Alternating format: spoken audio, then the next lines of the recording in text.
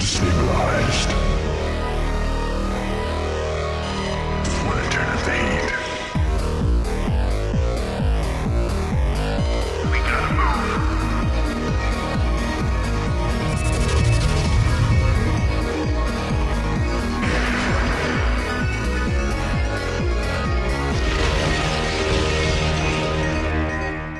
It is January 24th, 2013, and this is State of the Game. I'm JP McDaniel, your host, and joining me on the show is none other than QXC, Artosis, and filling in for Tyler at the last minute is none other than Doa. Thank you very much, Doa, for doing that. How are you, man? I'm doing great, man. I just woke up, but then Dan messaged me and said, you want to be on State of the Game? And I'm like, sure, let's do it. So here I am. That's actually how things happen around here a lot of the time, it seems. Dan, how are you doing? Pretty fantastically, JP. Thanks for asking. How are you doing? I'm doing good. I'm a little tired today, but we'll make it through the show. Before we kind of talk about the show a little bit more, QXE, I got to ask, what have you been up to, man? I know you just came back from Europe. How was the trip? It was good. I had a lot of issues traveling both there and back, but I got there. It was cold. It was snowy, but the games were awesome. The desk was fun, and I had a really good time casting all the games at Katowice. Awesome. Well, let's talk real quick about 2013 and kind of State of the Game, and this is really just going to be me talking about it. The shows are going to be kind of condensed. I'm going to try to make them a little bit shorter, probably an hour and a half, max hour and 45 minutes. We'll see if we can actually do that. It will take some time since I'm kind of trained at doing longer shows. More to the point, and we're going to try to be consistent every week, no matter what. That's the main goal, is just doing a show every week, regardless of if we have to change it to Wednesday, if we have to change it to Thursday, if we have to do a show on a weird day at a random time, we'll do a show at a weird time on a random day. And that's kind of what the future holds. I didn't want to make an announcement with the show, partially because Dan said not to. Let's just do a show. And I'm tired of doing announcements. I just want to do content at the end of the day. So that's why this kind of came out of nowhere. So regardless, let's talk about StarCraft 2. The biggest news today, I think, was this news of the new replay and resume features coming out for Heart of the Swarm. The patch is now live. Dan, just right off the bat, I mean, Yes. This is something we've been wanting since day one of the beta of Wings of Liberty. Now it's here. What does this mean to the game? You mean the resume from replay function? Yes. It's the most important, biggest thing that's ever happened. This is going to change everything about training. It's absolutely amazing. Like, there are going to be replays, like stock replays that are made probably weekly and monthly on the Korean pro teams that everyone uses to practice to get ready for a match. For instance, let's say that you are on Parting's team, right? And you need to practice against the best Immortal push possible, but Parting has a match as well. Well, he makes a replay. He makes a game perfectly executing up to the attack. And then you give it to a lesser Protoss, and suddenly your practice is 1,000 times better and 1,000 times quicker. So every situation you could ever imagine is going to be in a stock replay that people practice against each other.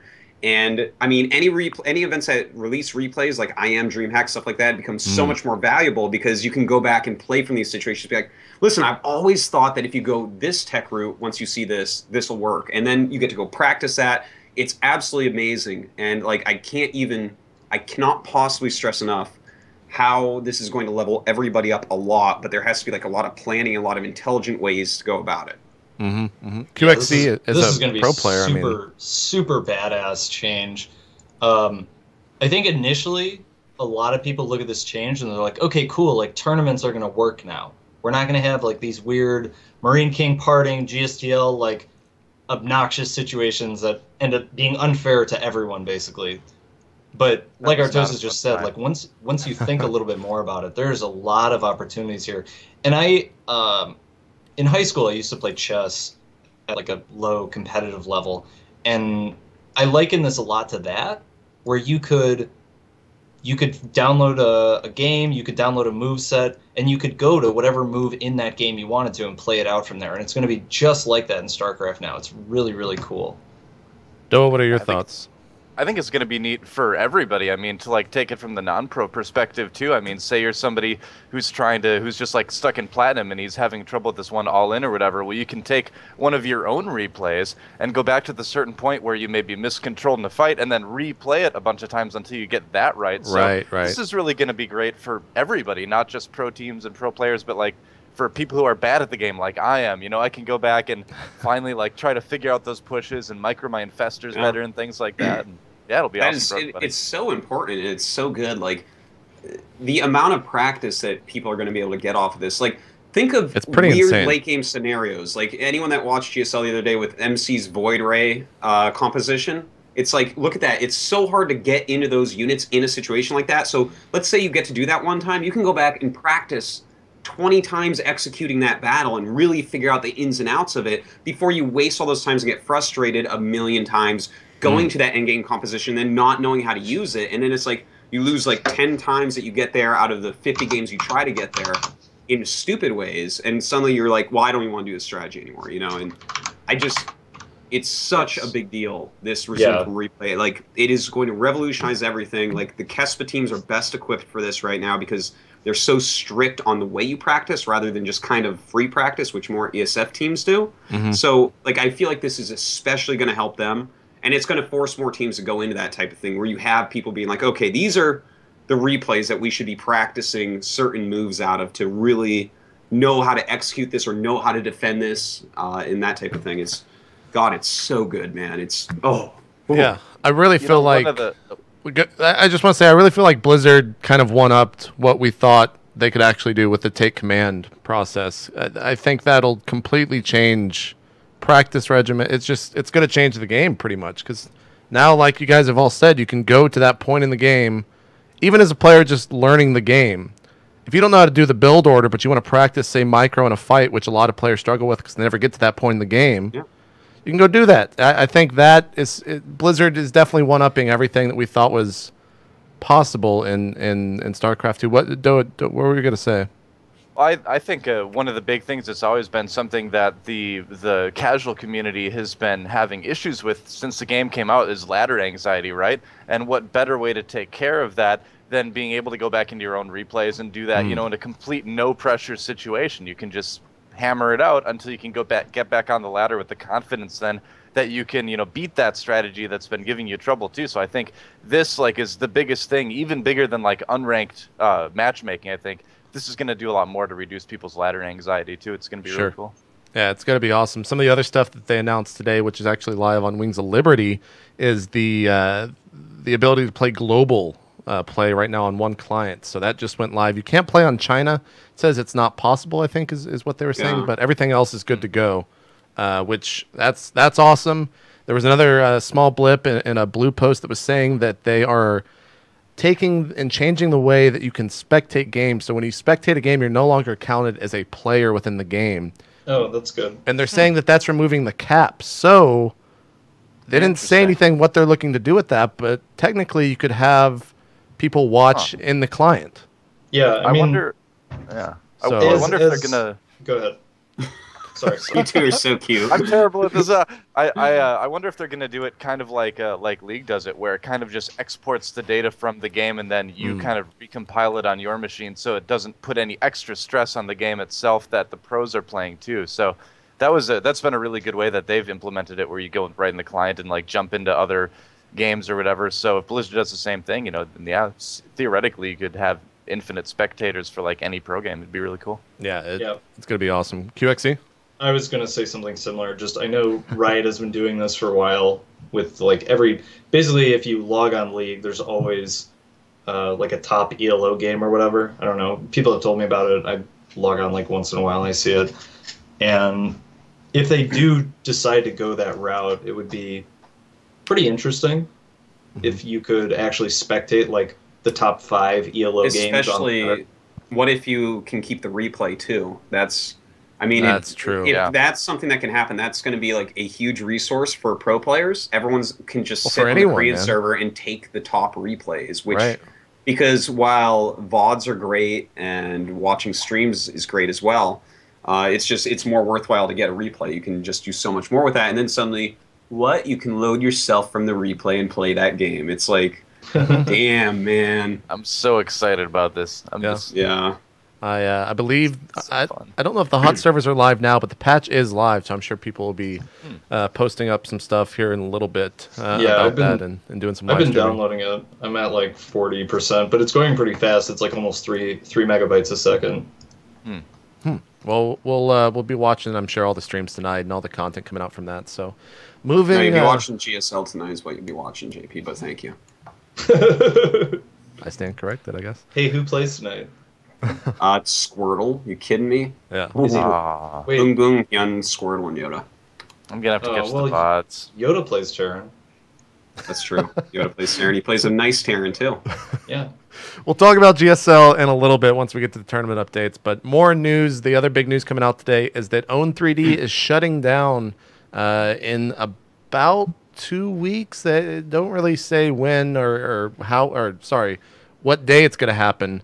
But it's shutting down, and a lot of people are saying the takeaway from this, in my opinion, a lot of people are saying that Twitch was like throwing a party and going crazy that they've won, but I'm sure Twitch is like, well, shit, our space just got smaller, and now we don't have a competitor to kind of rival us and make us do better. So I don't think any company has ever said that, JP. I definitely think they do. I look at it as a bad thing for the industry, to be honest. But yeah, no. While what you just said, that second part might be true. Twitch certainly isn't thinking that because it's business, man. Like they want to be the only people in the space, but maybe so. Didn't I mean, a new rival just got announced, right? Didn't Azubu? It got announced, but we don't actually know what it is. They just said, yeah, we're going to do a streaming platform, yeah. But we don't know. We'll see. Yeah, I mean, we- this is like just they've going to got a lot of motivate resources. Azubu, right? So Yeah. we'll see how it goes. Yeah, or potentially someone else. I mean, what is Twitch's biggest competitor now? YouTube, Maybe, I guess, don't know, but not maybe really. YouTube Well, streaming or something. I Not guess many so. people use it. Yeah. I like- so uses it and that's it. This reminds me a little bit of like with XSplit, where for a while like there were a couple different streaming things, and then XSplit was like the only one, and now there's like a open source OBS kind of streaming software that for many people is much better than XSplit. Like now that there's only one streaming platform, it seems like it opens potential for someone who's got a good mind and knows how to program, who wants to like make that happen type of thing. Yeah, we'll see. I want to get to a point in the industry where the Twitches and the YouTubes and the Zubus, I guess, all have kind of the same technology at a point, and where content really just starts to be the point that matters, Yeah. where who owns what content, who has what content on their channels and things like that. But I think we're maybe at least a few years from that point. What do you guys think? Yeah, I don't agree know with about that. a few years, but I would say at least a year for sure. yeah, I mean, would say at least a year. But we really in a don't- few years, we'll probably all live on Mars. So Oh, that would be awesome. But Okay, Dan. not like that one Arnold Schwarzenegger movie though. Totally. no, wait, that was the best I don't one. want- Total Recall. There were for the certain win, man. aspects of life on Mars that just didn't look that much fun, but I would love to. Oh God, no! We're talking about I would Predator? totally. being on the planet would be cool. The movie with the jungle and the invisible guy? No, that's Predator, man. That happens on Earth. What? Yeah, we're What? talking about- Total Recall. Total Felix, Recall, what bro. Are you What the talking about? fuck? Oh There's- man. There's more than one Total Recall. There was one back in the 80s, I think it was, with Schwarzenegger. Right. You know, Isn't that- I have to say in a completely selfish tone about not about Total Recall because I love that, but about Owned is they had like really bad servers in Korea. Like while you could stream on Owned from Korea, I couldn't watch Owned streams in Korea. Like I always had to watch Twitch anyways. So for me, it makes absolutely no difference. And in fact, it's probably good because Owned people will switch to streams that probably have better servers out here for me. Yeah. The other question too is, of course, we saw all of the drama come out last week, or maybe it was the week prior to that.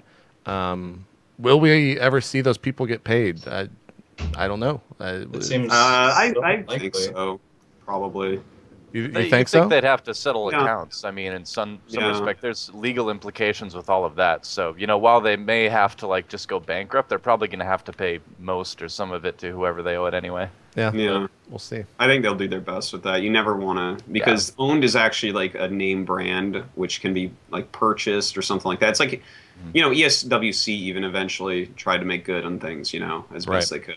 So, and owned is so much more futuristic. I don't know, but I think that they'll probably end up paying at least most of what they owe. I wonder, has anybody posted like the actual total amount owed? I don't know how you get that information, think- but maybe it was leaked or something. The only way that people could find that is if owned released that themselves. I would reckon, like, unless everyone joined together and said they owed us this much, which it happened for the I guess it was the CPL, or maybe it was the ESWC that everyone kind of got together and figured out how much they owed out. But Yeah. it'll be some time before that happens. But we'll see. There was a lot of anger in the LoL community too. I know because of owned, there's a lot of money that's owed to teams and streamers there. In that case, I've heard some quotes of some pretty ridiculous sums. So we'll see what happens with that. A lot of those teams were offered signing bonuses, from my understanding. So, and I think that's the I've part heard that too, yeah. that didn't get paid out. So that's kind of dicey. We'll have to see really what happens with that. But That seems kind of weird. Like, aren't you supposed to get a signing bonus like right when you start using the product? yeah, So they're one like, would "Hey, think we're gonna that, give wouldn't they? we're gonna give you a signing bonus in like 5 months," and you'd be like, "No, that's not okay. That's not how signing." Well, I don't bonuses know. work." I don't think that that's actually true, because let's say that you're like an up and coming pro gamer, and suddenly one company is offering you a signing bonus and another is not. Even if they're like, all right, yeah, no, we're going to pay this to you in 5 months. I think most people would be like, okay, and just be like, more money. Yeah. It's my big chance. Yeah. Yeah. Well, regardless, it's shitty to see the Own 3D closing down. But more news. Before we talk about what's next in the sheet, Dan, there was some news that came out from South Korea, and I guess, Doe, you probably could talk about this as well. The Korean congressman now is the head of KESPA. I'm not even going to try to pronounce his name. It's a big deal. But yeah, what exactly does this mean? And can you kind of try to explain it to the rest of us? Because no translations have occurred. Head of KESPA has always been someone really powerful. Like back when I was still doing a lot of StarCraft 1 content, the president of SK Telecom, the biggest cell phone provider out here, was actually the head of it. And so now I guess it's this congressman, which is like, it's a really good thing in a lot of ways, because that means the government is backing esports more now.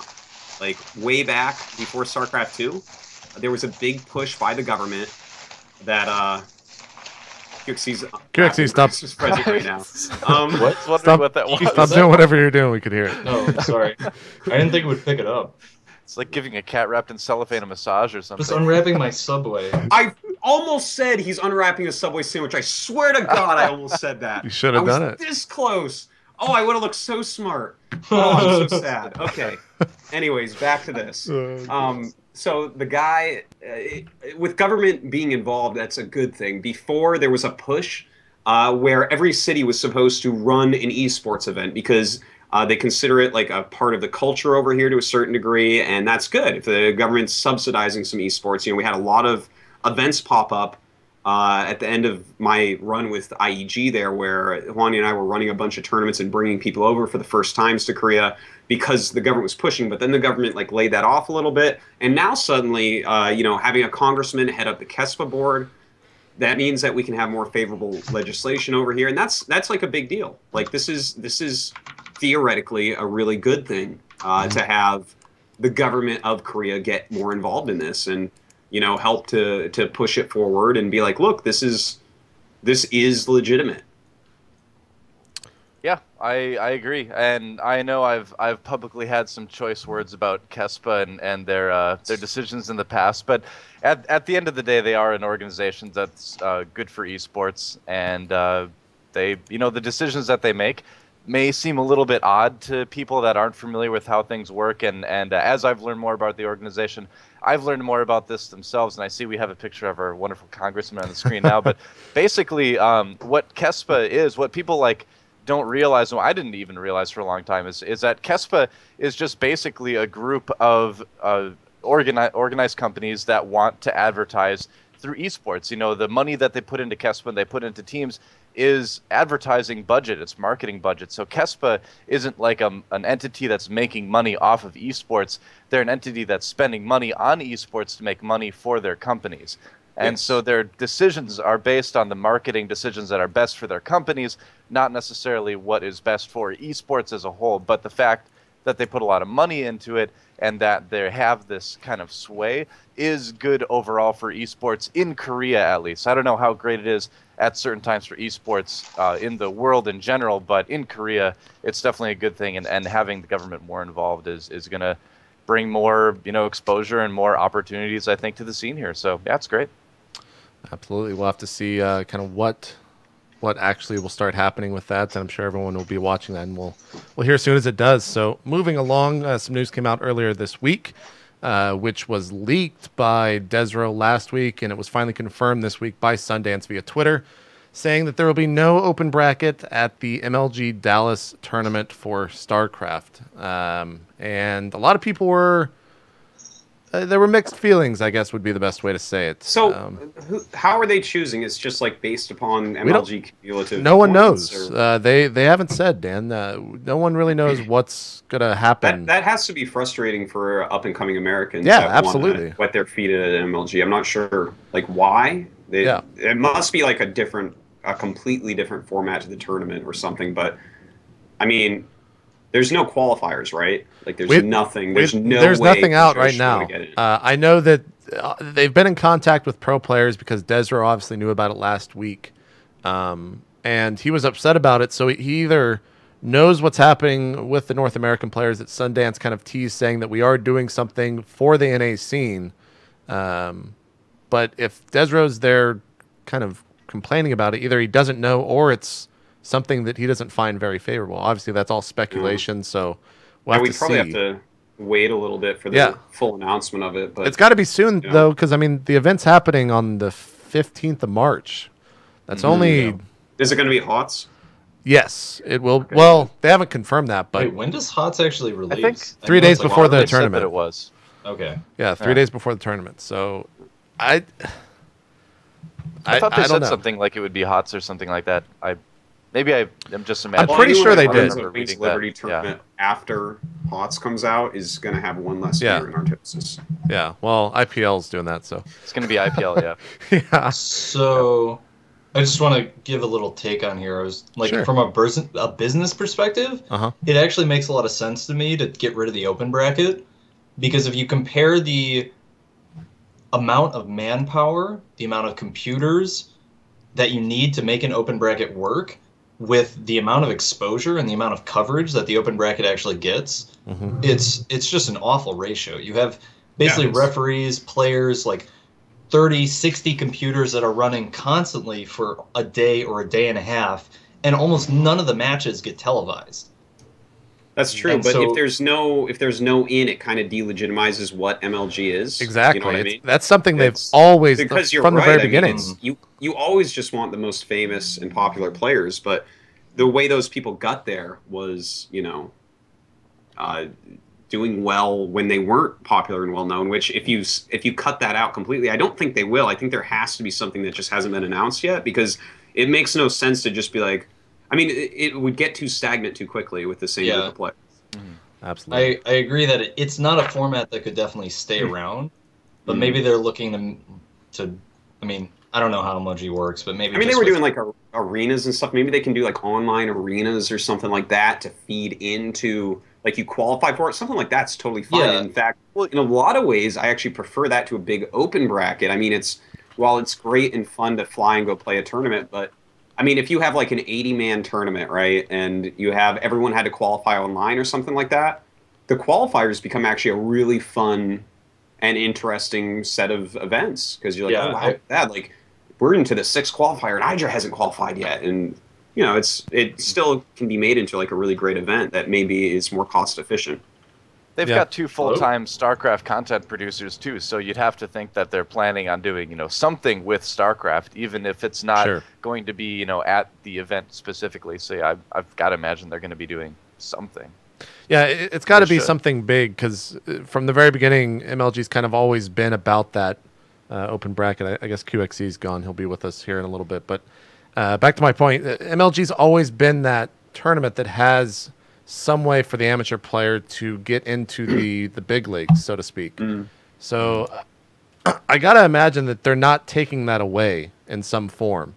I think it's probably like you were just saying, Dana. If correct me if I'm wrong, but it is going to be. I mean, the amount of money that they're probably saving on that to not if they don't have all the computers there for a giant open bracket tournament, they're saving so much money. The floor space, they have so much room for activities there.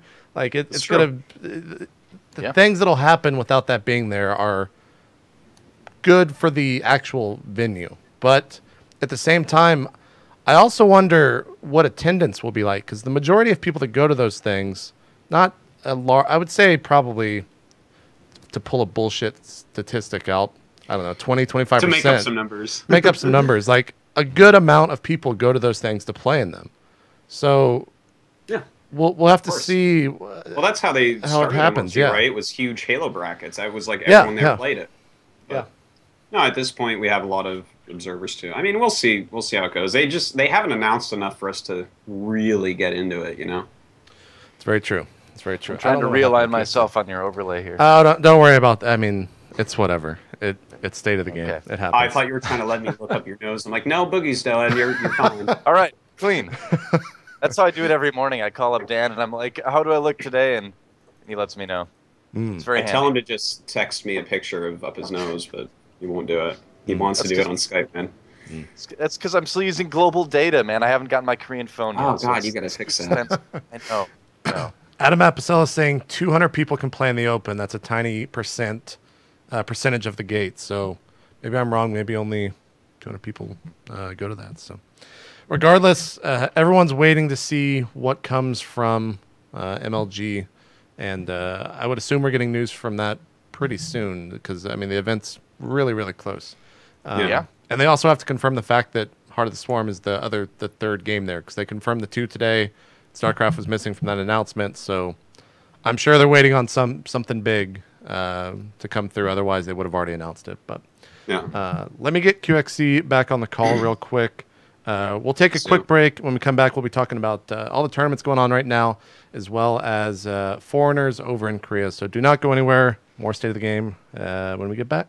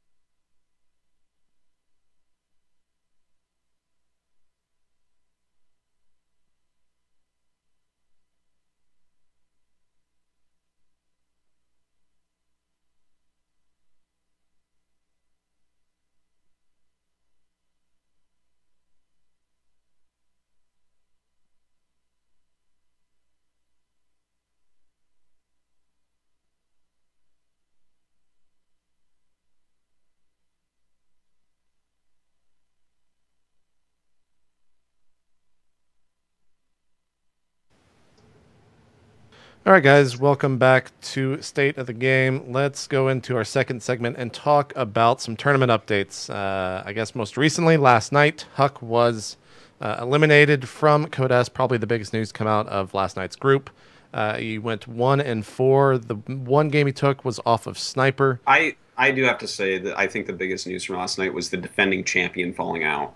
You think? Even though we all love Huck. Yeah, that's very true. The guy who just won That's also 6-stack GSL. It also might be Bomber going through the group 4-0. So that was pretty sick. He's pretty good, man. Should have been 4-0 though. Should have been at most. Well, that one game where he came back on Sniper on. That was Sniper being like, what map was that? Was that on Cloud Kingdom? Cloud Kingdom. Yeah, that game was pretty crazy. That was a sad game. That was weird when I saw the 6 Ultras queue. I'm like, huh.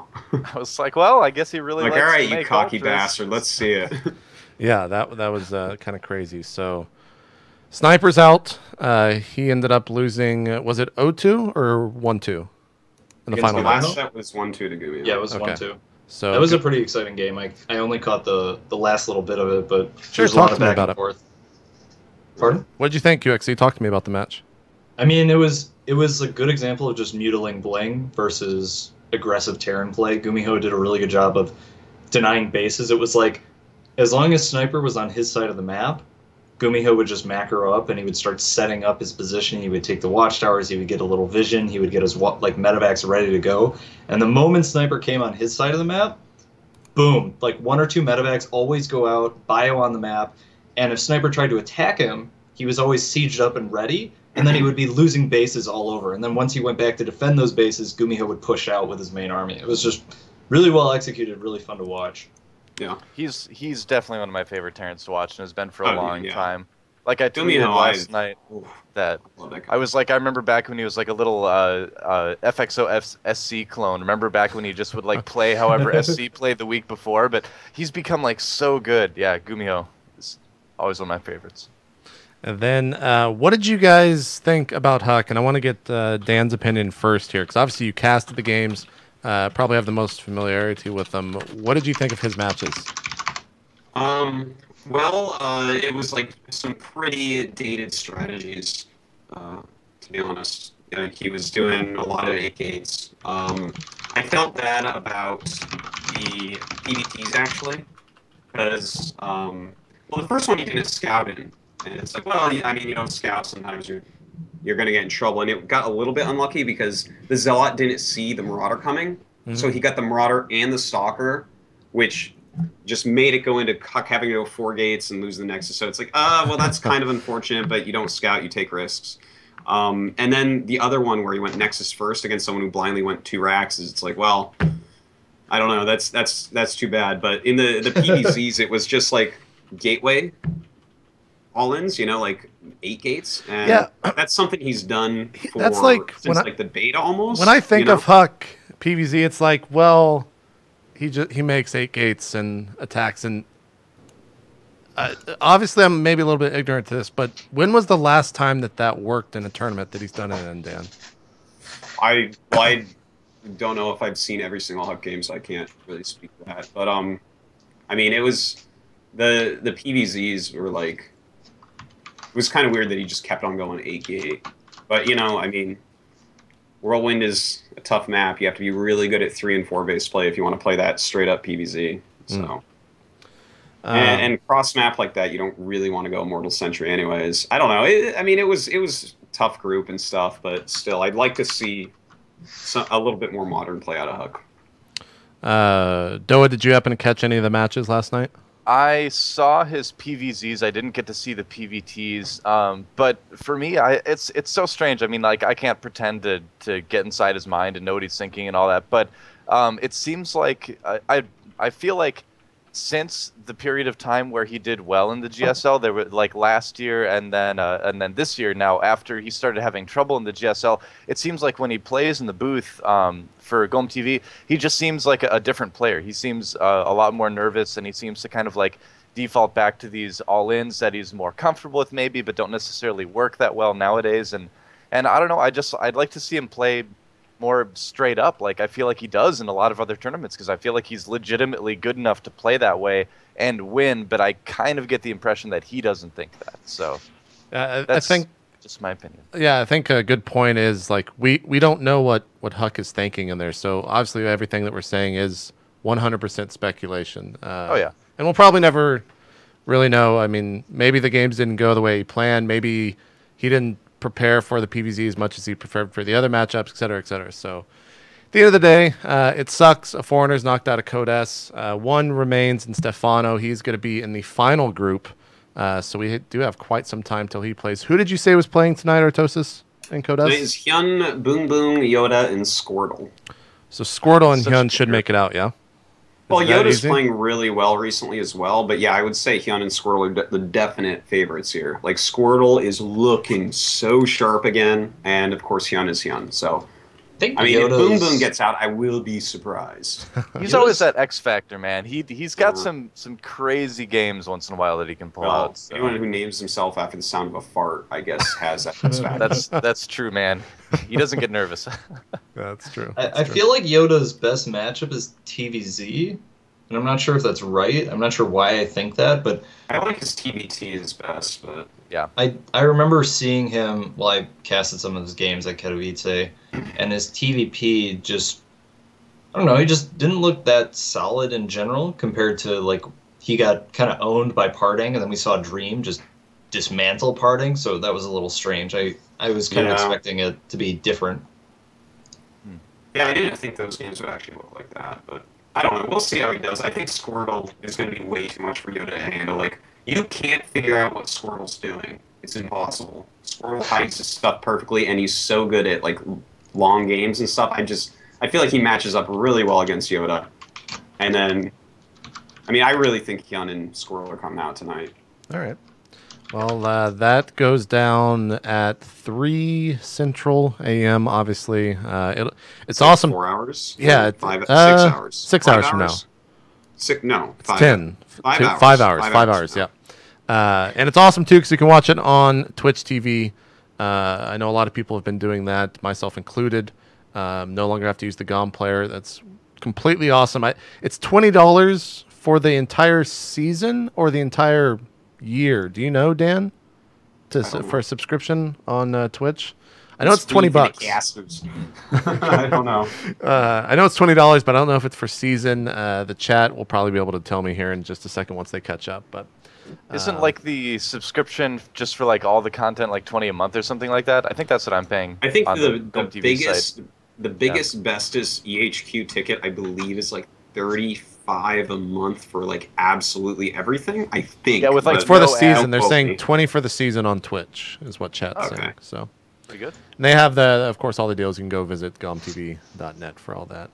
Let's talk about Pro League for a little bit. We've been off air since the 20th, I think, or 17th or something like that of December. Pro League's been in full swing. Of course, we have EGTL over there. Back when the last show was the announcement. Now we've finally gotten a chance to see him play. What do you guys think? We'll just kind of go around the bend here. And what do you guys think of Pro League in general? Dan, what do you think? I like to watch Pro League a lot, actually. I like the format of it. I like to watch VODs rather than the stream. I feel like the stream takes a long time sometimes. Yeah, I agree. There's a lot of downtime. There's a lot of in between downtime, yeah. games. Well, it's tailored to be two on booths. television, so they have to overfill if the games are slow, which is, for me, that's like, I watch so much StarCraft, I cannot sit and wait for that. So I watch the VODs mostly, but I like it. I love having these new maps, and it's influenced GSL already, which was great. I love that we took a Kespa map, the Planet S, and we can see that evolve into leagues that have some of the same That's players, awesome. but not all. Yeah, that's great. That's great to see. I didn't know that you guys took that out. Bifrost, sickest fun map to watch right now. StarCraft 1, I wanted to kill myself instead of play that map, but in StarCraft 2, I'll watch that all day long. I like Arkanoid is not very fun to watch. Is that the one with all the rocks? Is that Arkanoid? Good. Arkanoid It is fun to like, watch. Not anymore, Not- man. It was maybe fun not the first so time I bored of saw it. I watching think. Reapers jump up, and now everyone has a queen right next to where the Reapers jump down. I'm like, all right, this. Stuff on it. I But think from Arkanoid that- sucked anyways. I mean, it's I do like the Pro League. It's got some different styles. There's some different metagame evolution for Kespa players compared to ESF players. It's actually really interesting because while they do play in some of the same tournaments, they definitely don't do all. You know, like GSL tournaments have way more GSL players. Obviously, they don't play any of the Kespa stuff yet, other than I guess OSL. But it's I love watching the two slightly different metagames and how they go and the different ways that the players are tweaking it. It's really cool. Like, I don't know, there's a lot of situations, but yeah, that's my answer for you. I enjoy to watch it. Noah, what are your thoughts? I'm having a lot of fun watching it. It's been really, really cool to see. I love Arkanoid, but then again, I'm the guy who loved Desert Oasis, so I'm not gonna make any apologies You're about so that. I know, I can't help it. It's just how it is. But I don't know, it's entertaining to me. But the new maps are really, really cool. I mean, getting to see the players definitely forced out of their comfort zone with the kind of map pool that have been getting a bit stagnant was definitely refreshing. I haven't been catching every single game. I try to watch as much as I can, and I catch probably about. Yeah, there's a ton. I think I probably watch about at least 2/3 of it. But to be completely honest, I'm focusing more on Heart of the Swarm than Wings of Liberty right now, just for the simple fact that I'm not going to be casting Wings of Liberty ever again. It's going to be Heart of the Swarm by the time I'm casting SC2 again. So with the other tournament that I'm doing, with the League tournament that I'm doing, if I'm really watching a lot of games, I have to spend a lot of time on League as well. But Pro League's been really cool. It's probably been the tournament that I've kept track of the most lately for StarCraft 2, definitely. QXC, if you've been watching Pro League, and specifically, have you checked out any of the EGTL matches? Usually what I do is I check the results the day after. Like Dan, I don't really have the patience to sit through and watch these live VODs. And because I am so heavily biased towards games where Terrans win, I also like to know ahead of time whether the game is worth watching. Because almost 99% of the games I'm watching to try and learn something. I'm trying to get a new perspective on the matchup, new perspective on how to play it, see what the best players are doing, and potentially, if I had an unlimited amount of time, I could watch everything, but I have to use my time wisely, so I usually only watch games where Terran wins. But I just wish it was at a different time. Starting at 2 or 3 a.m. is just not... It's rough. It's not very good, and sometimes I forget to check. I did watch Flash's All Kill of EGTL, which I thought was pretty interesting. He played very well, and the games were good. Yeah, I don't know. I really like to watch it. I definitely have a lot of respect for the Kespa players who have made the transition from Brood War, who kept playing Brood War. And I'm really interested to see how they do in the next coming months, especially with Heart of the Swarm. I feel like it's going to help level everyone a little bit, and some of the Kespa players who are really good at playing and improving, I feel like we're going to see them jump out in the next couple months with Heart of the Swarm. It's going to be really cool to see everybody switch over. I can't wait for that, man. It's going to be fun. How do you guys feel about how the Kespa players are progressing in terms of learning Wings of Liberty as fast as they are? Are they kind of on par with what you guys imagined when it was announced, or are they going faster? Are they going slower? What do you think, Dan? I would say it's about right. It's been a few months in, and we're watching Flash rise and some of these other guys rise up to being some of the better players now. And I mean, that's pretty much what I've been saying that I thought would happen. It's not instant, but it's absolutely going to happen.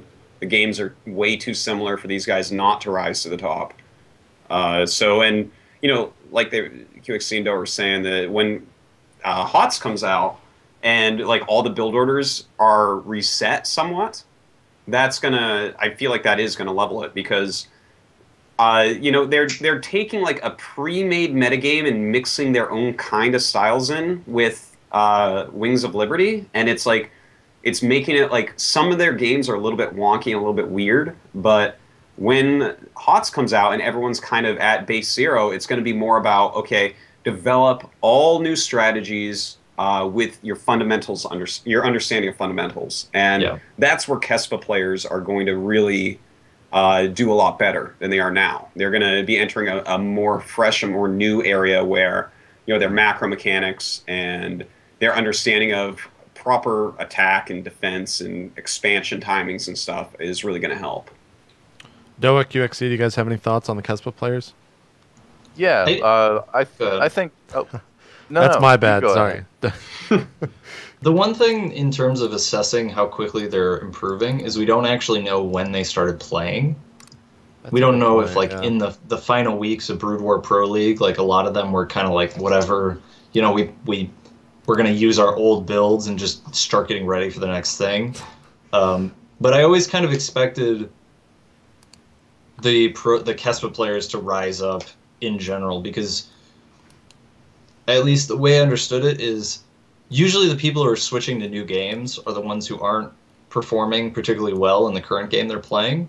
And so there was a reason for that. There was a reason that a lot of the GSL players weren't good at StarCraft 1, or they weren't good enough. And sometimes that reason is just they were too new to the game. Like, if you were to join, like, start playing StarCraft 1 professionally 2 months before StarCraft 2 comes out, like, yeah, you're not going to be good. That doesn't make sense. So you probably switch to StarCraft 2 right away. But at the same time, some of them have been playing for a long time, and it's like a consistent attitude, mental, whatever problem that's making it so that they're not making those improvements. And maybe the Kespa players have the mental side of the game or the practice side a little bit more figured out. So eventually we'll see them kind of overtake some of those players. Awesome.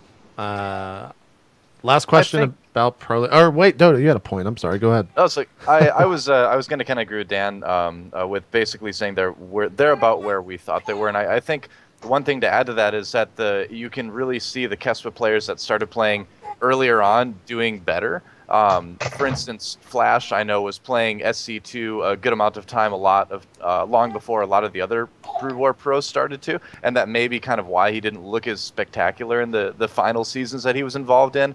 Whereas players like Zhangbi, I've always said, you know, I'm going to give him like a full year before I even like expect him to win anything, because he was playing like only Brood War before the final OSL for Brood War ended too. So it really depends on the player more than kind of Kespa or non-Kespa overall, I think. One player I'm really surprised about is Lita, actually. I thought he'd be doing a lot better, because I know he was like one of the first to kind of switch over to SC2. Dan's shaking his head, but I would think the extra practice would help him out. I guess not. Maybe Dan, aren't you like the forever Lita hater? Isn't that? Well, anyone that that a wants thing? to double proxy burst Flash and then jump up and down cheering when he catches him going command center first, like he did something special, I don't care. All right, like Lita turned out to be a good player and all, I know, but the fact that he's not as good as Flash right now at StarCraft 2 doesn't surprise me even a little bit. I think it's pretty interesting too when you switch to a new game. Some of your, like, as a pro gamer who's been playing a game, let's say like you're a Korean programmer, you've been playing Brood War for a long time, and you're quite good at it. It can be kind of a shock to go into a new game and just be awful. And just, like, you get to a point where you play some games and you're like, I'm good at things, like I should be able to win, and you're just not doing it. You have to really break it down and, like, yeah, you're just not good at this new game, and that's because you haven't played it. And that approach that especially, I think that especially can happen with the StarCraft 1 to StarCraft 2 switch, because there's a whole generation, for instance, of StarCraft 1 Zerg pros that became pros off of microing Mutalisks. Now, that's not really understanding an RTS and knowing the fundamentals and that type of thing, right? Like, no, I'm serious. There is a whole generation of 2 hatchery Mutalisk microers that did it in basically every matchup. And it's like, I'm like, yeah, you micro Mutalisk really well and then make a couple lurkers. It's sick, okay? Like, whatever. But yeah, some people became pro gamers in different ways than other people's with different skill sets that aren't going to transfer as well. Yeah. Yeah, true. Well, here's a question. Maybe you can help answer this, Dan, too. It seems like the Protoss players from Kespa have had a harder time switching over. Aside from Rain, let's take Rain out of the equation. But if you look at like Bisu, Stork, Zhangbi, those 3 who were legends of Brood War, not doing very well in SC2. Zhangbi's starting to do well. He's I just like a now few John B starting, games but here and there. Bisu is not doing well. You're right. I haven't liked Bisu games at all yet. Stork, I'm neither here nor there on. It's Jungvi yeah, it's had, been like, some of these. like an Huh? all kill or something, right? Jungvi? he's Yeah, finally yeah, started to he's- win. But why do you think there was a reason? Do you think it's something about Protoss between SC1 Protoss and SC2, plays- or it's just his yeah. players? I think is. Protoss just plays way different in StarCraft 2 than StarCraft 1. It doesn't feel much the same. Like you still have like your gateway timing attacks and stuff, but that was kind of like you only use that sometimes in StarCraft 1 at that level that they played at. Like Protoss was really specific. There weren't that many super good Protosses. So I feel like that's why you see some of these players like Wookiee or P7 Gab, whatever. Yeah. you see, Yeah. That's the weirdest name. Covered that in has to blood. say something. I don't know. Did you know? I actually know. I like can answer that him- question. What? Did you know that? P7 Gab is actually Pichu Gab, which, if you translate it directly, means covered in blood. That's actually what his ID is all about. Sick. I'm serious. That's it. Blood, pretty sick. That guy's gonna...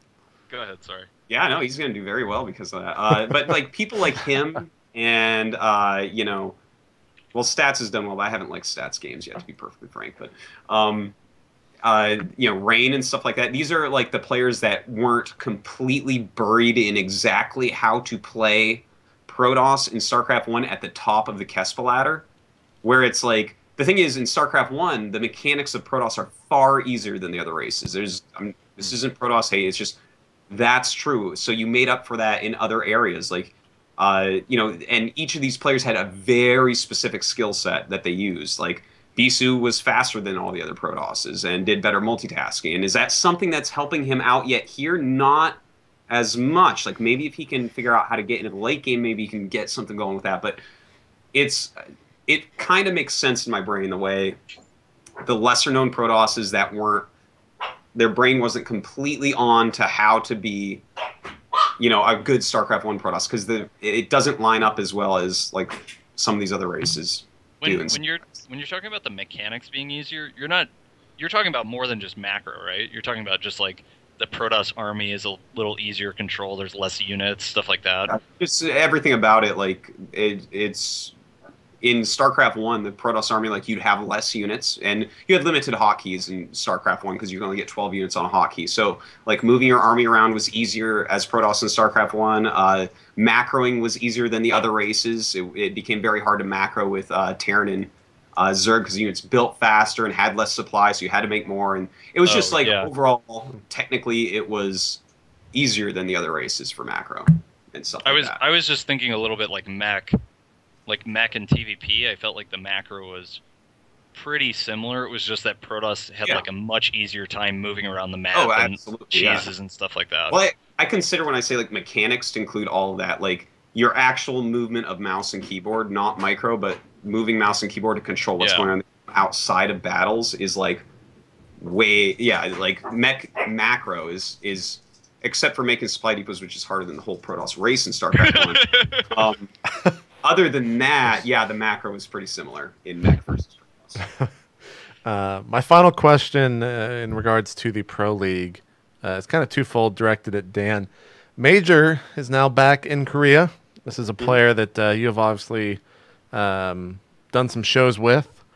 First question, will we see said show return? Is he locked up content-wise with Kespa? Has there been anything on that front? Like, there's no reason for me to do it again. Like, I got him like a really good opportunity before. I was excited about it. I thought you would fit perfectly and take advantage of it. It's something you wanted for a long time, so I made the show, and I'm like, wow, this kid's going to be the best foreigner. And then he went back to Mexico. There's people crawling around on my floor. That happens, man. So I mean, I set him up really well, and then I mean, when he got rid of that opportunity, I was like, all right, well, I'm not gonna focus on that. And with Kespa, he would be more locked up even if I tried. So no point. I wish him well, and I think he's gonna really excel over there. Yeah, how is he doing? He's, I guess, the latest foreigner to go over there. Maybe Stefano was at the same time-ish, but how is that? Do you know how well he's doing over there? Is he acclimated? Is it same as all, or same they as it don't always think was? He's quite ready to be playing Pro League all the time. This is normally what happens with Kespa teams, where you go over and then I think they did use him in a match, didn't they? I actually missed that week. I was really busy. I can't say for sure. Chat will tell us here in a second. I mean, he's not even coming to Pro League right now. Kespa teams like to make sure you're completely acclimated to their style of practice and their living standards, and they want to make sure that you're practicing in the Korean atmosphere for a while before they play you. And the same thing happened to Noni when he came over. Same thing happened to Rhett. Same thing happened to Idra. They don't even want you doing anything but practicing in the house for sometimes 2 months before they let you do anything. So someone brought it. They said he haven't played, but they also said that I think because he joined, there's some rule where if you join mid-season or if you join now, you can't play until Heart of the Swarm.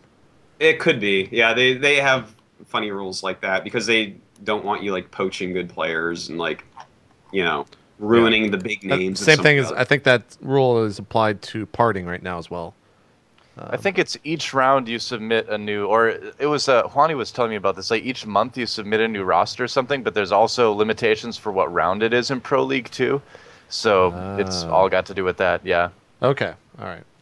Well, that's all I got on the Pro League. We had some news come out of IPL 6 a little while ago. It was on the 9th of January, but it's still topical because we haven't actually talked about it here. It got brought up on Inside the Game, and I want to talk to you guys about it. IPL 6 has said that they will be using Wings of Liberty for an event that takes place the weekend after, or maybe the weekend after that. Did they say why? No, I think they're doing online qualifiers, so that's why. Because the qualifiers are happening right now, so they don't want to switch to hot. To be honest, I think that's the wrong call for sure. If you just tell everyone, you're like, well, look, guys, we're just going to switch it. Because it also might be something GSL, we're going to just switch GSL after this season. Yeah, but that's an easy switch because it's not in the middle of a tournament. Wings of Liberty. We're not making like a new Code S. I think Artosis is right on this one. Like even just from a viewership, a business point, like Heart of the Swarm is going to be the new coolest thing, and the moment it's released, people are definitely going to favor that tournament. A Heart of the Swarm tournament over Wings of Liberty tournament. And as a pro gamer, I don't think it's unreasonable to say qualifiers are done through Wings of Liberty. The tournament will be in Heart of the Swarm. Yeah. I mean, it's not like ideal. It's not the coolest thing ever, but I would be okay with it.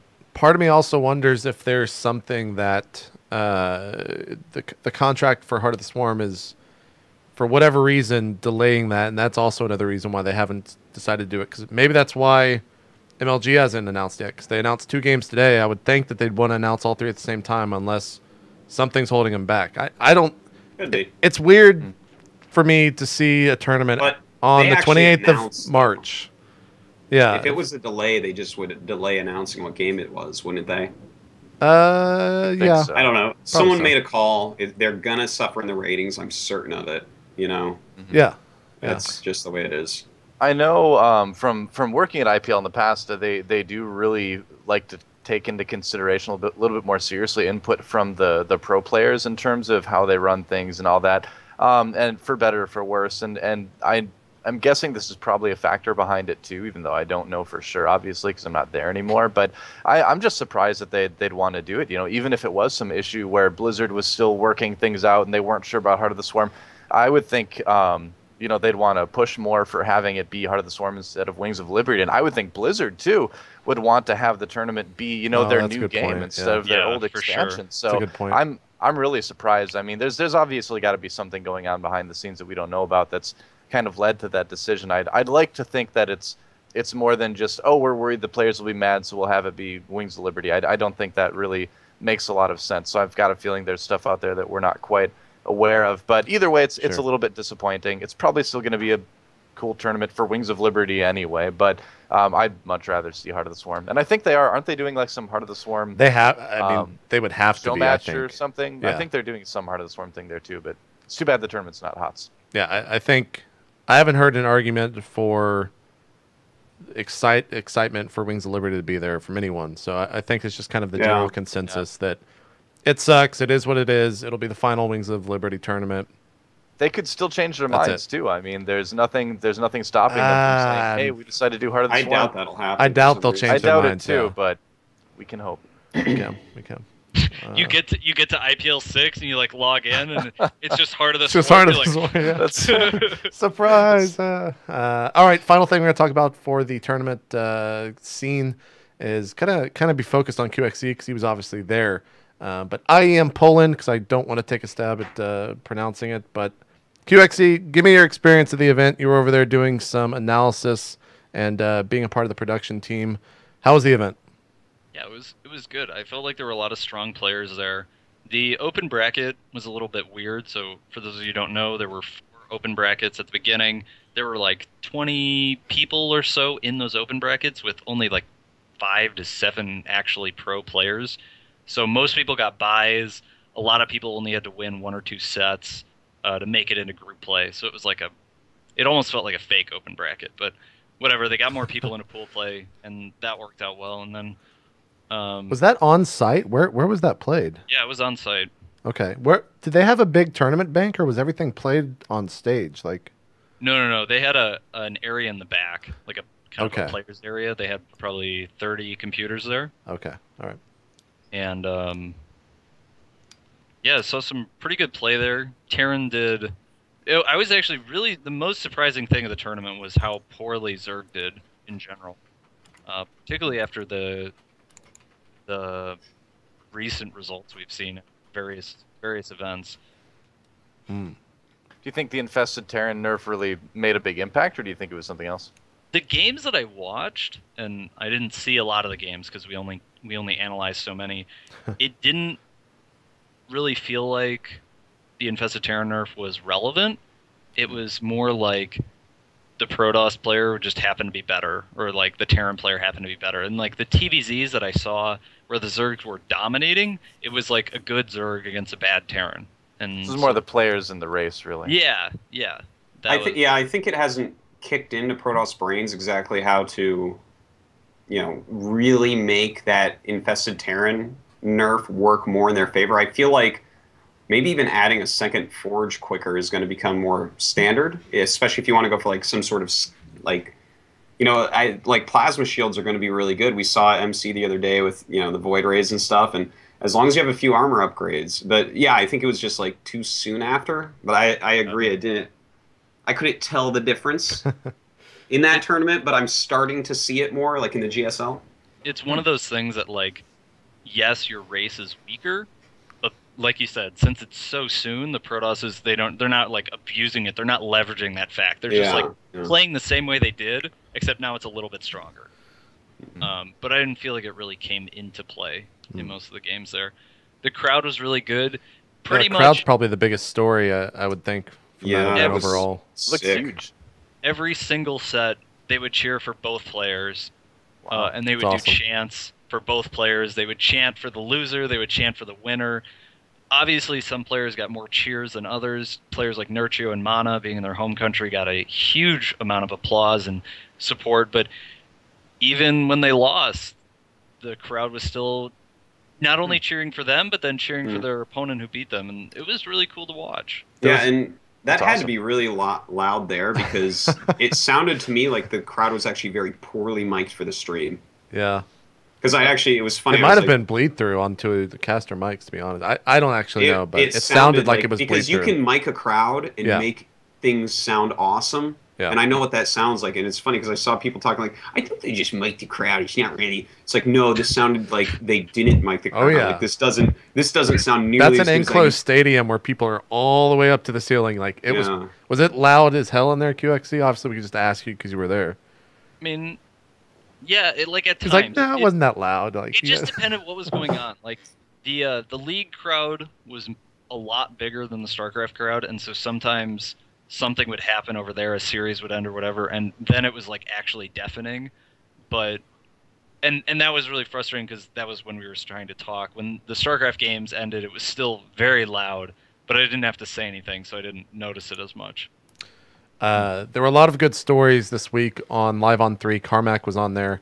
Go watch that interview if you haven't. But the one that I took away from it is in the Mana TLO series, I think it was Mana TLO, obviously the crowd was pretty favored for Mana. TLO ended up winning that. And for the Polish to chant a German's name, Carmack was like speechless about that because obviously that's like a huge deal over there. He said that they were chanting his name after he was defeated. So Now, I don't want to say something that's like too out there, but yeah, do we really think of TLO like he's a German? do we? Because hold on. Do No, we? I have. Hold I on, have go real on reason with for this. I kind of feel where you're going. TLO is like out in Korea a lot, Yeah. and like I feel like the German scene is more. I know he's German, duh, but like when I think of the German scene, I think of the players that are like always in Germany playing the EPS and playing, you know, these more local cups, which maybe TLO will start now, but I always think of him as a more international player and like Sake, I thought you were gonna Hassel. say I know they American. travel a lot Good still, point. Dark, Yeah. you know, Dark Force, but I don't know. Maybe that's true.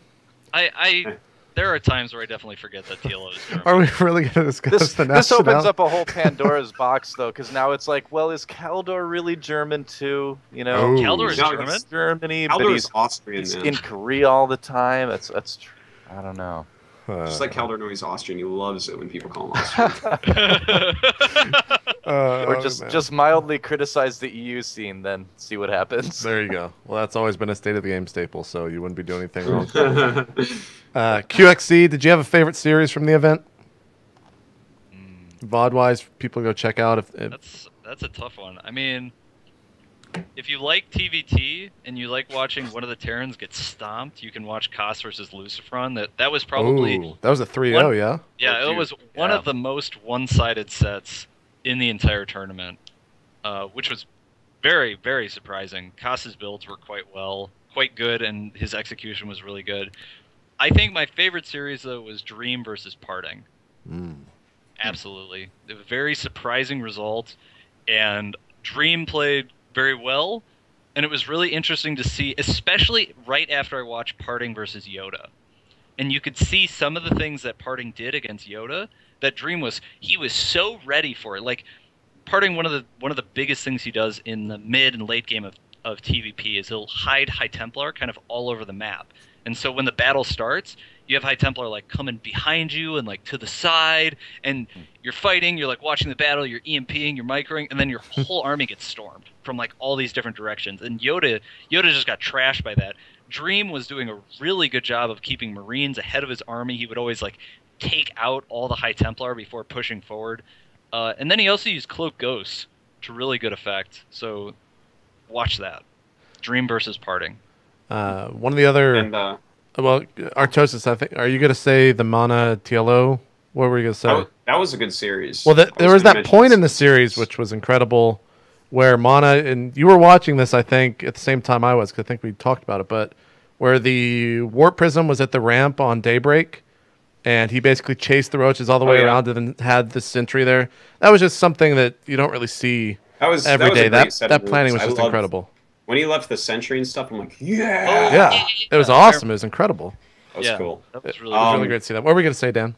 I was going to say they released the replay pack, and for any Protosses that want to learn exactly how to play PvT in a safe, efficient manner, go watch the replay of the finals, Dream against First on Daybreak. It is... It's what you want to be in a PvT player. He played it so standard, so safe, so solid. Every move he made was correct at the correct timings. It was beautiful by the book play, and it's like you can learn more off that replay about PvT than watching 1,000 VODs. Yeah, it was really good too, because it was especially First triumphed where Parting failed, because on the game on Entombed especially, kind of Dream and Parting were in like relatively even positions, and Dream just was able to take it with better play and better control. But on Daybreak, like Dream and First were pretty much equal, and First just very, very stomped solid. it, man. It was good. And this is First used to be just an 8-gate charge +2 armor Archon guy. Like that used to be what First was. He did that like every game in MLG for like months. So he's really come a long way, and that's a strong win there. Well, what series was that? One more time, Dan. I know people. That's the finals. Okay, the finals. Check out the Daybreak game between First and Dream. It's like if you're a Protoss player that wants to get better at that matchup, just copy that. Copy the hell out of it. Gotcha. All right. Well, we're going to take one real quick final break here. And then when we come back, we'll be mentioning a lot of stuff that's been happening in Heart of the Swarm, get some input from the guys on that. Talking about Iron Squid a little bit, and then we'll be closing out the show. So do not go anywhere. More State of the Game coming up in just a little bit.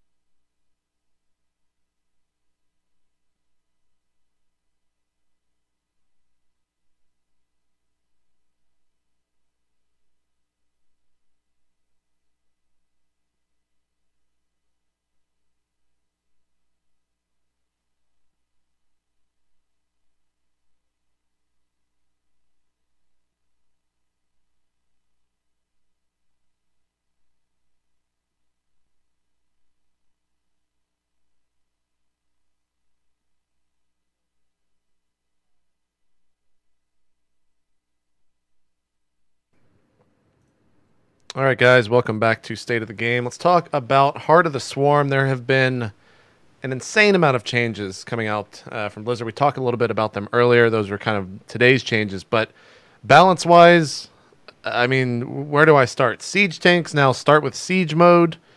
Burrow's been moved to the hatchery.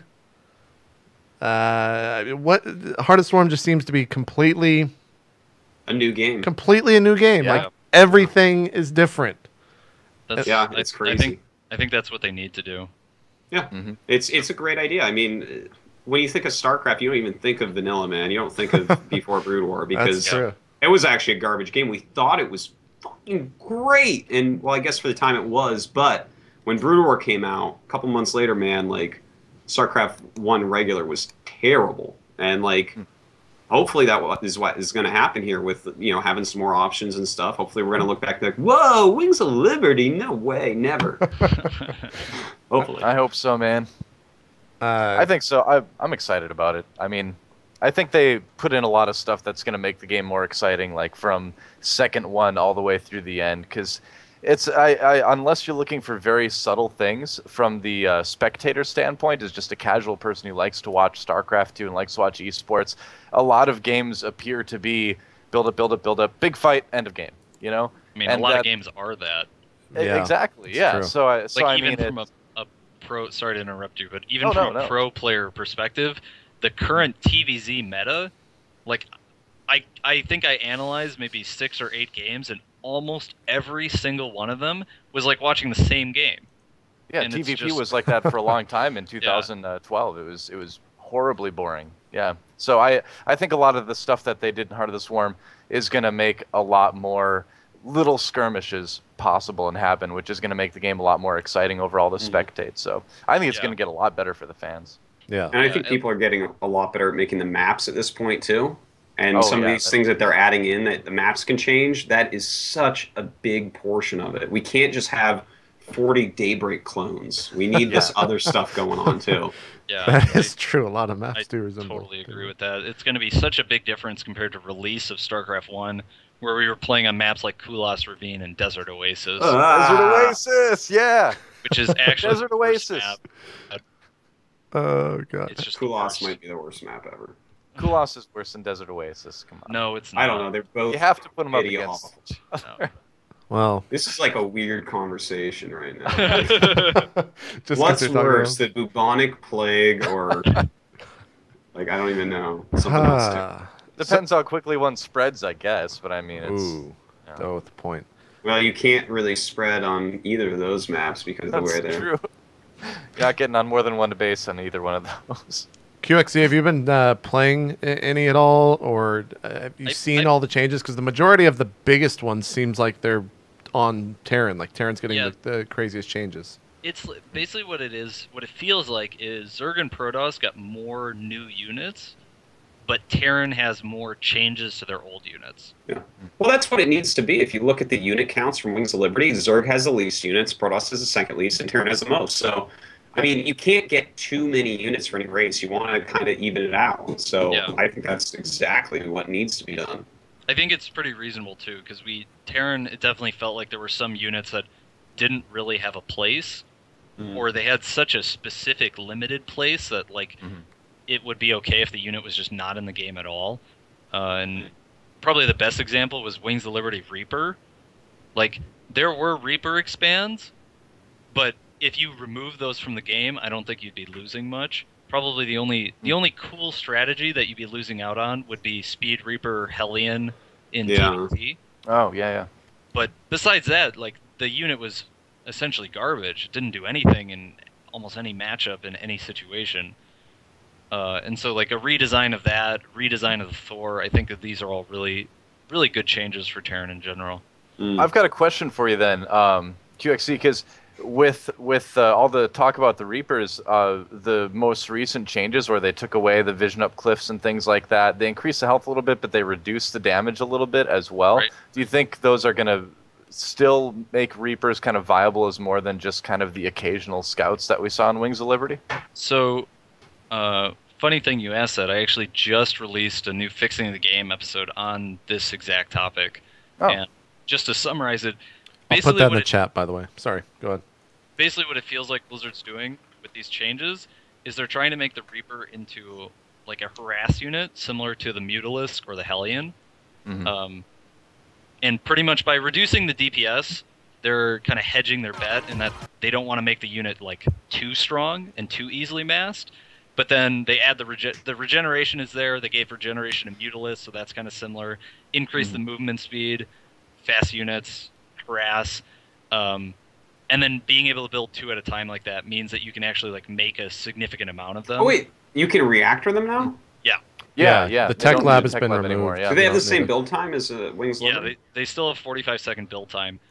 But you can definitely make a lot more, and probably the interesting part that sets the Reaper aside from, say, like Hellions or Speedlings, they're the only fast harass unit that doesn't require an ability to attack ground. So I'm thinking of Phoenixes when I say that. That has it has the highest single target DPS, beside as a range unit. So like Lings have slightly higher DPS, but they're melee. Mutas have just awful damage output. Phoenixes require an ability. Hellions are really a splash damage. So they do fit like a different niche role in terms of harassing units, but I don't think it's really a good way to design the game. And I talk a little bit about that in the episode. Basically, we have enough harassing units. I think it'd be cool to see the Reaper do something else.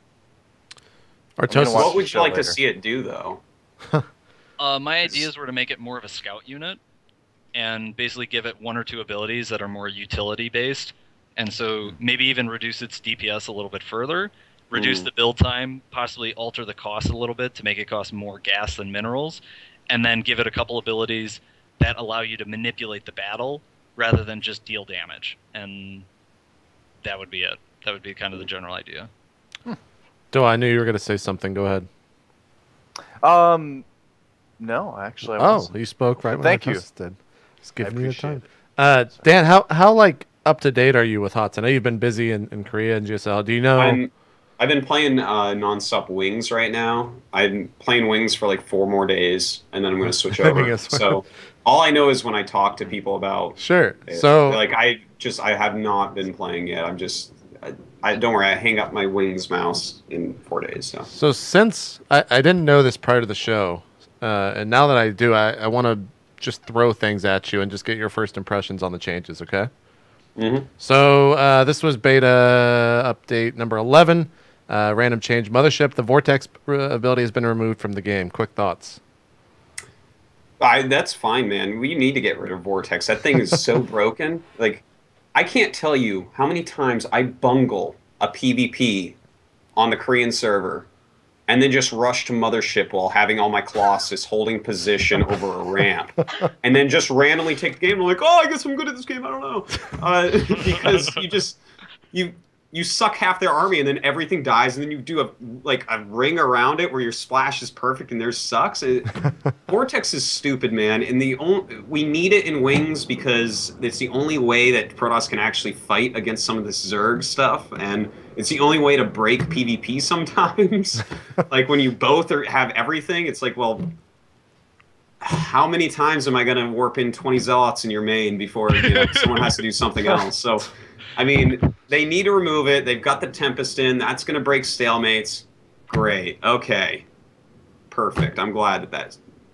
Get rid of Vortex. So do you know what the Time Warp ability is? Oh, that's when it like slows down shots that are coming at you or something, right? Sure. It's like a bubble that slows everything, yeah. Yeah. Well, it slows movement speed. Does it slow projectiles too? Yeah, I've heard it does, yeah. Oh, that's cool. So it was on the Oracle. That's now been moved to the Mothership core and the Mothership. Quick thoughts, Dan. Well, it's just projectiles, right? Like it's no, not it's also reinforced. units. Units move slower through it.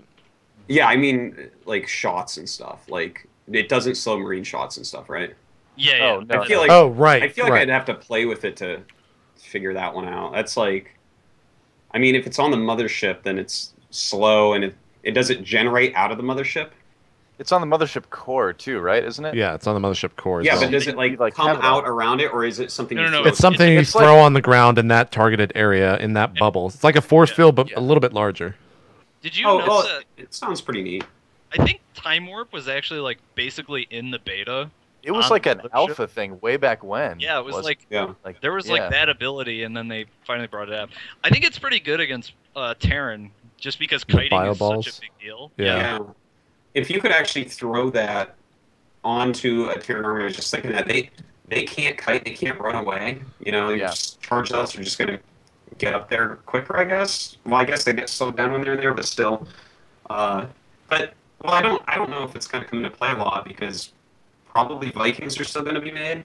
In which case, the Mothership is maybe not the go-to guy for the matchup. It's a good point. It's a good point. I feel like they've been putting a lot of cool abilities on oracles and then taking them away over and over throughout the like entire beta process. I'm like, oh, the oracle's awesome now. It's got this, and like, oh, Yeah. we're taking this ability away from it. And They're doing a lot and, of things to it. They're trying to yeah. find its place. I almost feel like. I really, really liked like cloaking. I loved on the Oracle. I love Time Warp on the Oracle because then you've got like all these other individual units you can micro around and do these abilities with. Where if you just put it on the Mothership core, then like Dan said, I mean, you're just gonna have Vikings taking it out. You know, you're just gonna have people obviously focus this one single unit. That once it's gone, that entire aspect of the game for Protoss is gone as well. So I think they should really leave some of these abilities on the Oracle, man. I think it just is a lot more interesting, even though you have to have a Stargate to make it. That's a good point. Yeah, I don't know how I feel about like this hero unit thing where you Yeah. can only have one of, because it kind of feels like in Wings of Liberty, Vortex, Mass Recall, the abilities were so hard to balance because you had to take into account that you could only have one unit that could cast them. Yeah. And I don't But- know. The Mothership always felt like a really weird unit to me. It is a weird unit, but I like some of the things that does where you'll watch, for instance, some of the more cutting edge PVZs that we're seeing right now, where the Mothership will do things other than just try to get a vortex off. It'll do things like you'll see parting like suicide into an area, then recall out. And the thing is, you have to take into consideration, when do I tech up to this, because it has to gain a lot of energy. Like, if there's a big battle, I have to have it, so can I direct the game in another direction where I can use a recall before a big battle and still have time to regenerate? So it like adds in some really interesting decisions and tactics. But obviously, like, Vortex is still Thank God that's gone. Oh my God. I'm kind of worried. I'm worried a little bit about recall on the mothership, because now it's not like Wings of Liberty where you can just recall something to the mothership. Now the mothership has to be there too, and then What? you recall to an Wait, you what? didn't the new recall ability. Yeah, it's different now. They changed it where you recall and you target what nexus you want the mothership and everything around it to go to. That's good like, because that. Yeah. It's like I like mass that. teleport. That actually makes more sense for.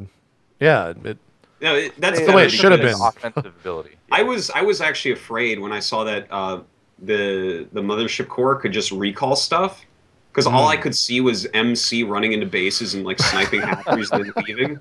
And I'm like, wow, MC's going to win $1 million next year instead of just his normal 150,000. Yeah. What I want to see is people proxying a nexus in like a hidden location to like recall next to their opponent's base, man. Well, that's it's only cool. 400 minerals. It's pretty cool. If they don't find a nexus near their base, then I gotta wonder about that player, man. A guy can dream, can't he? It's like you Maybe run a they probe into their base and make a nexus on the side. They don't notice. You're like, is that my nexus? I'm not really. I could see it happening in certain tournaments. I guess the final little change. I said it when we started the segment, but siege tanks no longer require siege mode to be researched. They just start with it. I don't like that.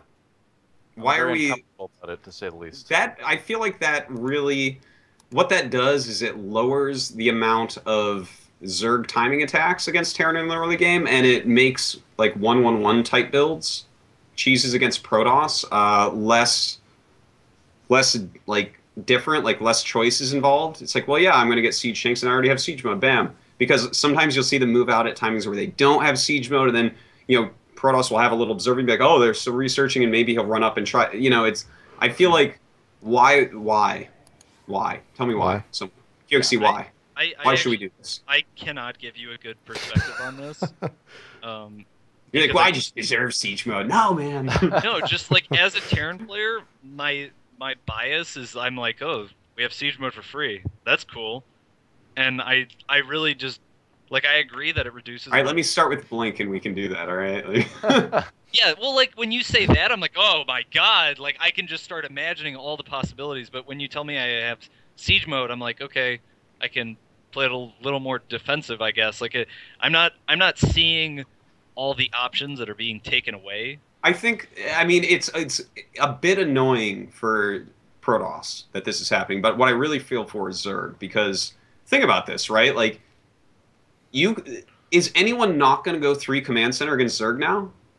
If your tank pops out and within like a second you siege it, and then suddenly any Baneling based attack isn't going to work. Like the Roach attacks are going to be cleaned up in 2 seconds, because I mean, these things hit with these little razor-thin timings where the Terran's like being extra greedy, not getting siege mode or something like that, So now it's like, well, if you can get 1 siege tank out, you're probably just going to crush this and be fine with your 3 command centers or your double eBay.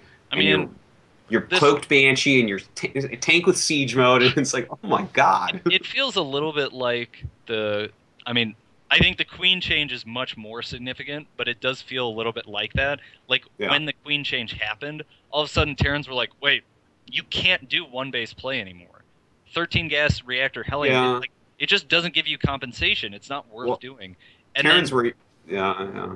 And so, like, it feels like a similar way here. It's like, well, if the Terran decides to, they're just going to be so safe that you're not really going to be able to pressure. And like the meta in TVZ right now is going away from. It went away from 1-base timings. It's going away from 2-base timings even now. You see players like Gumiho, they take their gas at 19 after CC first, so you can get a really fast 3rd command center. Because a lot of the 2-base timings aren't working either, because the amount of units you need to overcome the Queen defensive ability, plus the good timings from the Zerg players, it's like, I'm not even going to do a 2-base timing because it doesn't work. And it might get like that with Zerg. They're like, there's no point in doing a 7-minute Roach Rush anymore because it's so easy for Terran to defend it. We're going to see play, which I agree. I think I kind of like the We talked a little bit about the defensive potential for it, but what about the aggressive potential? I mean, way back in the GSL, like season 1 or 2 or something, there were people doing a build where they would proxy a barracks and then use it for vision for a really early siege tank push, and I feel like something like that could come even quicker now. Obviously, that you could set up some really sick sort of cover the ramp, contain sort of strats with free siege mode now too. I actually think it's going to be most significant in TVT, or the siege. Like that's true. Well, I'm considering a proxy factory where the moment the first siege tank comes out, you are sieging their base, and if they went one Rax expand or something, like you cannot hold a bunker against that as long as you have vision. But I don't know. I mean, maybe 111 will be sufficiently strong that it becomes like kind of a broken thing again, but I feel like Protoss has enough options between the Mothership Core and some of their new units. Yeah, I mean, I'm not afraid of the 111 being a resurgence, but what I did like was choosing, do you get siege or not? When do you get siege? At what point during your rush do you want siege? Because it's not like, for people out there that don't pay like super close attention to the details, like it's not like as soon as you start your first tank, you start siege mode. You time it out to a certain point where you've decided that you want to finish it this time because you're either A, I'm going to be the natural, or B, the first fight's over and now I want to siege up the ramp or something like that. Like you decide based on that. But if with less decisions about things like that, I mean, overall, I don't really care because if I don't know what you're doing, I'm getting an observer, so I'll be fine anyway. It's just my biggest issue with that change and changes like this in general is that I just didn't see a reason for it. I didn't see anything in the beta that said, "Oh man, Terrans should really not have to wait to get siege mode." I mean, I don't like changes that are just kind of that seem random. I feel like that hurts the overall progress of balancing this. When you just throw something in there like free siege mode. So that's my biggest issue with it. I think it's interesting, but I think it's pointless. I don't think they needed to do it. I think they wrote kind of a brief explanation for it, but yeah, they did. Fairly convinced. Like they always put an explanation, and sometimes it feels. So their explanation is siege tank. This change should mainly affect TVP so that teching the mech is easier. I think I really feel like things like that are problems with the players and not with the Terran race, man. I mean, it is, and balancing the beta is really hard because most of the best players in the world aren't playing it, and I'm sorry to say that, but it is true. And like when Flash gets his hands on mech, do you think he needs to not research siege mode? I think the problem with mech and TVP is. It's not about getting to it. It's like even when you get it, it's just horrible. But it's hard to play, is what it is. It's hard to play. It's the best. Whatever. But that's the thing. It's like I don't like the line of reasoning that goes, "Oh, I wish I would have had siege mode. Then I would have been fine for this push." And then the answer being, "Oh, well, we'll just make siege mode free," rather than just players going, "I guess I should get siege mode now instead of then." Yeah, I don't know. It is. I think we all agree that this is like a weird, like. Yeah. Yeah. If that's what's keeping people from going mech, then these people are lazy. All right. All right. Well, that's going to do it for the kind of brief scan over all the HOTS changes that have occurred while you've been off air. Real quick, last thing. This is more just kind of what's going on this weekend. Iron Squid will be having their semifinals and finals. I know Day 9's over there. Did Wolf and Keldor go out there? Yeah. They're out there too. Yep. Okay, and they're the three casters. I think Todd's there too. So 4. Todd's hosting. Okay. Yep. Oh, okay. I'm not sure if I was supposed to say that, but I'm not sure. Well, I mean, I'm sure he's it's this weekend. I'm sure it's been announced. Sense. Yeah. IronSquid.tv for more information. The two semifinals are Marine King versus Life, DRG versus Nesty. Nesty, the only returning player from the first Iron Squid LAN where he placed third. So some new. Nesty easily takes this tournament. Anyone with me? Well, of course he is. Tasteless is screaming Nesty? from his bed right now. Wait. Easy. So who are our options again? It is DRG versus Nesty, Marine King versus Life. seems Easy. like Life, but I don't know enough Well, about Life's going to be in the CVT. finals against Nesty. I think Life should beat Marine King. I think that's Yeah, I agree with that. fairly I'd be established. Very but surprised if Marine King won. Yeah. DRG versus Nesty though, that's a little bit more. I don't know if I'm quite like all the way on board with Nesty, but I could see it happening either way. Gotta get on board now, man. There's only so many seats. You're usually right about these things, so I feel like I should, but... Dude, there's enough CVZs from those other two recently. Nest's gonna know exactly what the fuck to do. He's gonna... Yeah. I've seen so many life CVZs, I feel like if I sat down with a chalkboard and five pieces of chalk, I would figure out how to dismantle that nerd. I don't know. Well, IronSquid.tv I'd love for more to see info. Nesty win it. I believe that kicks off tomorrow. Like I said, go to the website for full details, or just go Team Liquid and check the calendar there. But other than that, that's it for State of the Game. I told you these episodes were going to be a little bit shorter, and this definitely was a little bit shorter. So shout-outs. Start off with Doa. Again, thank you, by the way, for coming in last minute and filling in for Tyler. I don't know what the fuck happened to Tyler. I apologize for him not being here, but Doa was pretty great on this show. Doa was pretty great. Oh, thanks. You guys were great to talk with as well. Yeah, if you need me to come back anytime, I am awake, usually at this time, so that works for me. But exactly this time today. Exactly. That's right. I woke up and like 5 minutes later, I've got a message from Dan. So I guess shout-outs. Shout out to OGN, who I work for now. Watch my stuff. We've got the third place match for OGN Champions starting tonight. Yes, I know it's League of Legends, but it's actually fun, guys. So if you haven't given it a try, give it a try. It's pretty cool. Otherwise, for StarCraft 2 fans, we'll be back after Heart of the Swarm comes out. Nothing has been officially announced yet, but there's many, many articles out there that pretty much say exactly what's going to happen. Way to cover so your we'll ass. be back with Heart of the Swarm then. So, yep. There you That's go. what I do. Thank you again for coming on. QXC, you got some shout-outs? Yeah, man. Big shout out to my team, Complexity Gaming, our sponsors, Sound Blaster, QPad, PNY, Creative, Origin, Crash the System, Twitch, and Nation Voice. Thanks for having me on the show again, JP. It's always a pleasure. Check me out on Twitter. I'm Cole_QXC. Twitch is ColeQXC. And if you haven't seen it, definitely check out my newest episode of Fixing the Game. I go into a little more detail and depth about the Reaper in Heart of the Swarm. And that's all. And there it is, pasted in the chat. I will put it in the show notes. If you're watching on YouTube, you can check it out by clicking on the comments down below. Artosis, you got some shout-outs? Shout out to TT Esports, my sponsor. They are awesome. I'm going to be making some cool peripherals with them pretty soon. Make sure you watch GSL tonight. What time is it right now? It's 11, so you've got... It's like 2-ish, so like 4.5 hours. 4.5 hours, yeah. 4 hours, In 10 minutes. 4.5 hours, there's going to be sick GSL games going on, so make sure you watch that. Me and Tasis will be there. And yeah, follow me on Twitter. It's Artosis on Twitter. And yeah, I'm glad that State of the Game is back. This was a lot of fun, you guys. And that's it. Is that Tasis texting you? No, another friend. Oh. I was lying. I have no friends other than Tasis. Next Wednesday, Dan, is that what you said?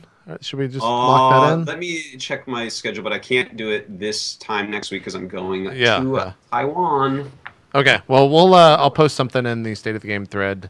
It'll be on the calendar and whatnot. So thank you all for watching. I'm going to close out the show here, and we will see you guys next week for State of the Game. We are out. No pants to walk over here, folks. Gotta say is it's an honor to play you, Teeler, and let's give the audience the show of a lifetime. Oh.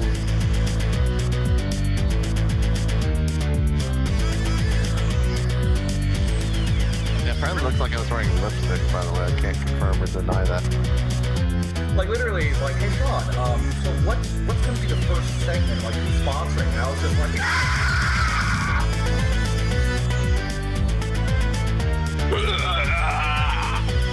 I'll be there in a minute, honey.